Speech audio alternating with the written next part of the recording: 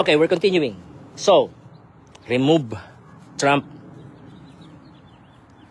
and MAGA from power, and then we can reconstruct. And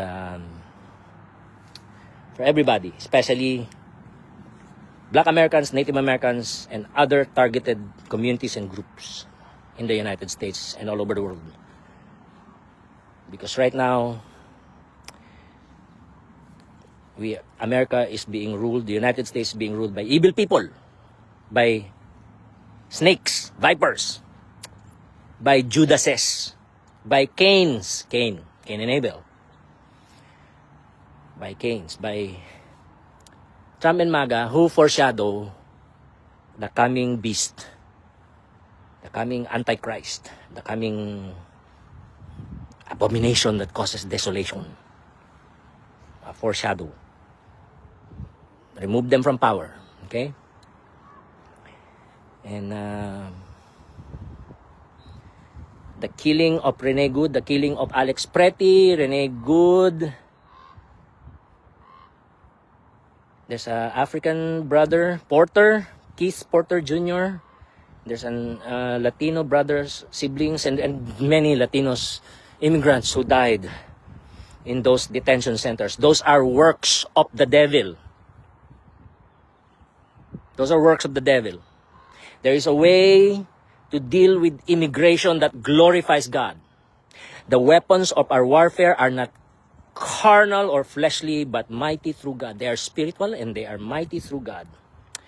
Doesn't mean that we don't need a military and a police force that has physical weapons. But it means that we don't use those weapons to steal, kill, and destroy. If there's a war, and it's warranted, but these are unwarranted, these are unjust, that's terrorism. That's why abolish ICE. Abolish ICE.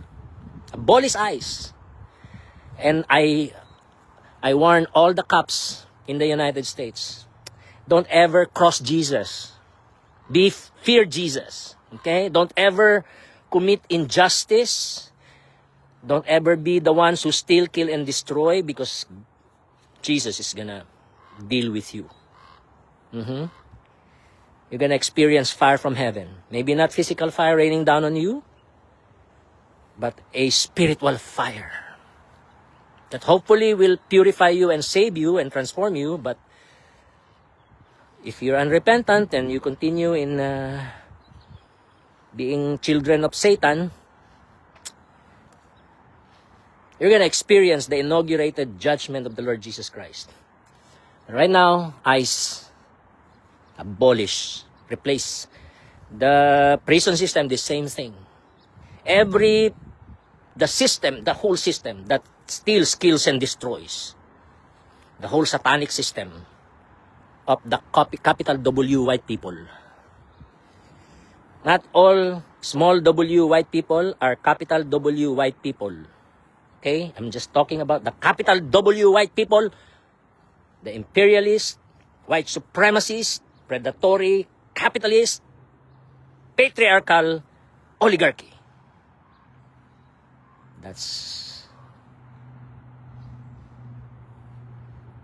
That are children of the devil, oppressors of our beloved Black American, Native American, and other targeted siblings in the United States. Hallelujah.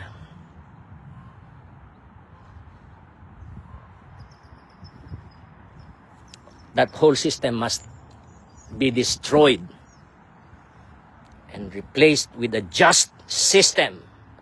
A system that reflects love, the love of God, the truth of God, and the justice of God.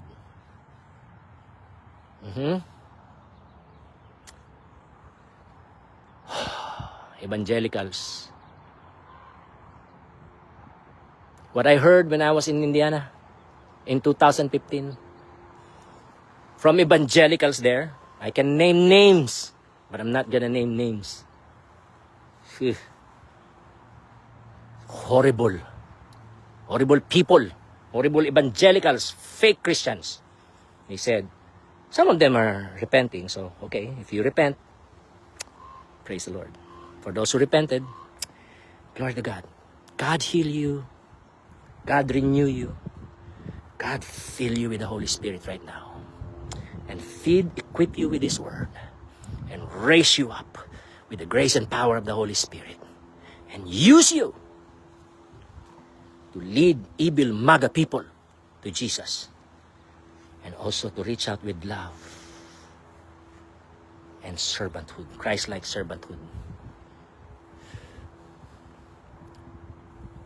to black persons, native persons, Mexican persons, Latina persons, Latinx persons, immigrants, etc., etc., LGBTQIA+ persons. Oh, love them, love them, love them, love them, love them all. Whew. Pour out the love of Jesus on them. Love them, love them, love them, love them, love them, love them, all of them. Black people, native people, love them all. Mexican people, Latinx people, all targeted groups, LGBTQI+ people, people with disabilities, people with intellectual and developmental disabilities, women, everybody, girls, everybody, every targeted marginalized group. Love them. In the name of Jesus. Hallelujah. But they said back in 2015,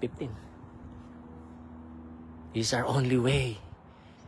Trump is the only way that we will defeat the Democrats. What? You wanted an evil person to become your commander-in-chief twice. Twice. You believe in Project 25? I haven't really looked into that, but I can see the fruit. And well, I'm focused right now. It's America is being weakened. Xi Jinping and Putin are so happy.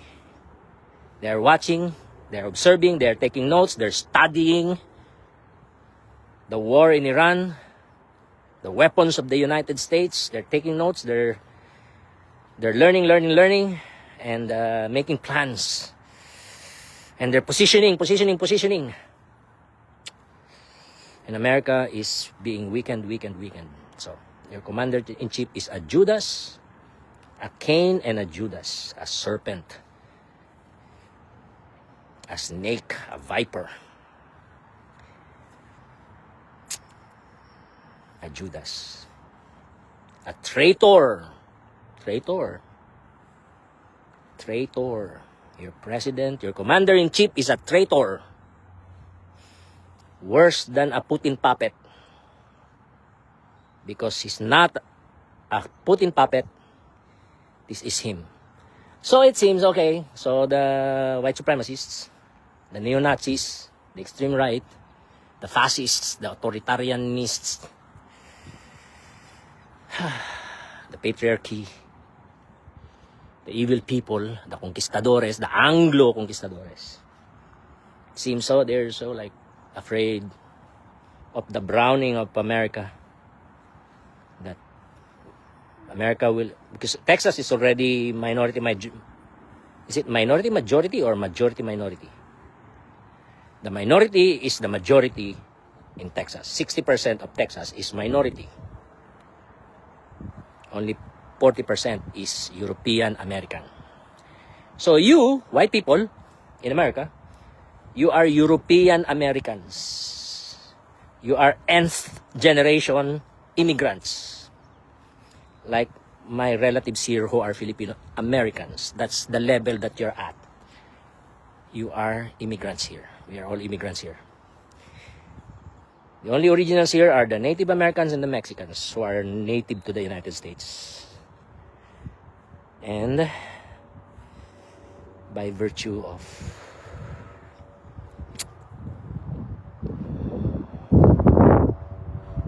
what they suffered and endured, Black Americans also are rightful owners of the United States, with the Native Americans and the U.S. Native Mexicans, in the eyes of God. I'm sure of that. So, and we have to humble ourselves, European Americans and all immigrants and children and grandchildren and great grandchildren of immigrants who are in the United States. Humility is good. If my people who are humble, if my people who are called by my name will humble themselves and pray, seek my face, turn from their wicked ways, I will hear from heaven, I will forgive their sins, I will heal their land. Glory to God. Okay, study the order of salvation, because you need that for strength. Because you have been evangelicals, you have been silent, and your silence is a crime against all humanity before God. And you were silent because you were afraid. Because they burn crosses. So they're gonna burn you. They're gonna kill you like they killed Rene Good and Alex Preti. They really give samples, huh? And then the shooting there in Washington D.C. That's wrong. But I cannot help it. Because the president cannot be trusted. So it could have been a setup. Like until now, his claimed assassination during the campaign last year. I doubt it. Oh, somebody died. This is a fireman. Well, they do that. They sacrifice people. They kill people, even their own. So I don't know about this guy who did the shooting last night. But, you know, the way Trump was interviewed and he was saying, oh, they do that to me because, you know, the good ones, they do that to the good ones. Look at Abraham Lincoln. So I'm a good person. I'm a good president. I'm a great president. I don't know what exact words here, but he was exalting himself and saying, oh, that's why they're doing this to me. Just not. It doesn't compute.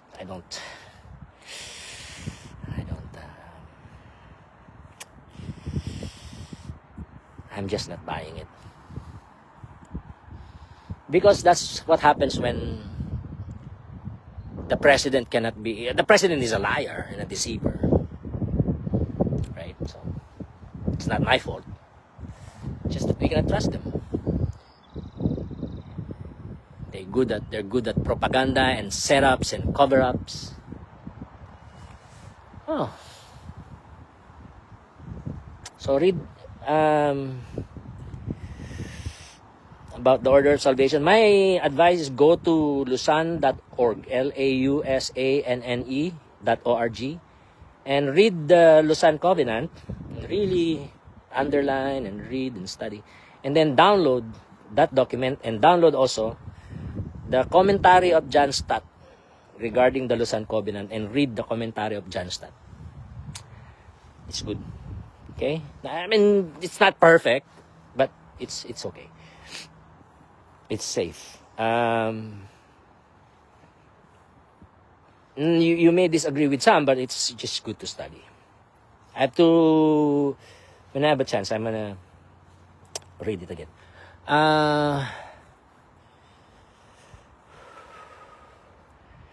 You can also go to biblicaltraining.org and enroll for a free class, online class on the Systematic Theology 1 and Systematic Theology 2 by Bruce Ware, B-R-U-C-E, last name is Ware, W-A-R-E. He's a professor of systematic theology at Southern Baptist Theological Seminary. It's a very good free lesson there. Hallelujah. And Father, we just praise you, we thank you, we glorify your name. We exalt your name, we exalt you. in the United States right now. And we speak to powers and principalities. Jesus lived a perfect life. Jesus died to pay for sins. And Jesus rose again for our justification. And Jesus ascended into heaven to give us the Holy Spirit and unleash His inaugurated kingdom, which is not yet consummated, not yet perfect, not yet in full, but inaugurated. Nevertheless, in its inaugurated form, the kingdom of God is still full of grace and power, because the age of the kingdom of God is the age of the Holy Spirit, and in which we are living right now. So we praise you, we thank you, we glorify your name, we give you glory. Father, fill us right now with your Holy Spirit, and we rebuke and we cast out every evil power and principality and demon that is occupying the United States right now, and we cast them out. The United States belongs to the Lord Jesus Christ. All authority in heaven and on earth has been given to the Lord Jesus Christ. So all authority in the United States of America has been given to the Lord Jesus Christ. So we thank you. We praise you. We exalt you. Free America. Free the United States. Save the United States. Oh God. Raise up your people who believe in your name, who are united to you by faith. Raise them up right now with the grace of faith accompanied by repentance that you have given them through the Holy Spirit. In the name of Jesus. Hallelujah. Help us to pray for change in America. Help us to pray for the salvation of Trump and the evil MAGA people. For evil Trump and the evil MAGA people. Help us to pray for them. Their salvation, their conversion. All of them. God, save them, Lord. And save also a lot of our black and native and other targeted siblings in the United States and all over the world. In the name of Jesus. In the name of Jesus. Hallelujah. Thank you, Lord. Thank you, Lord. Fill us with the Holy Spirit. Give us a deep, deep, deep hunger for your word, for biblical health, sound biblical doctrines. And help us also. Give us also that passion for souls. Passion for the salvation of souls. Passion to make disciples. And to plant repentant churches all over the United States and all over the world. Anoint us, anoint us. Remove Trump and MAGA out of power, so you can save them and convert them. Place them, Lord, in sanctuaries of healing, rehabilitation, and recovery.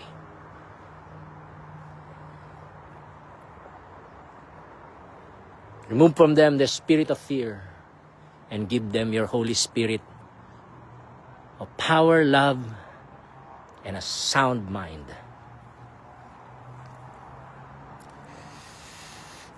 And bless, rescue, heal, liberate, set free, protect, bless and prosper all our black, native, Mexican, Latinx, Latina, Latinx, Latino siblings, and all immigrants, all people in the United States and all over the world. We praise you, Lord. In Jesus' name, amen and amen. All right. I love you all. I love you all. Bye.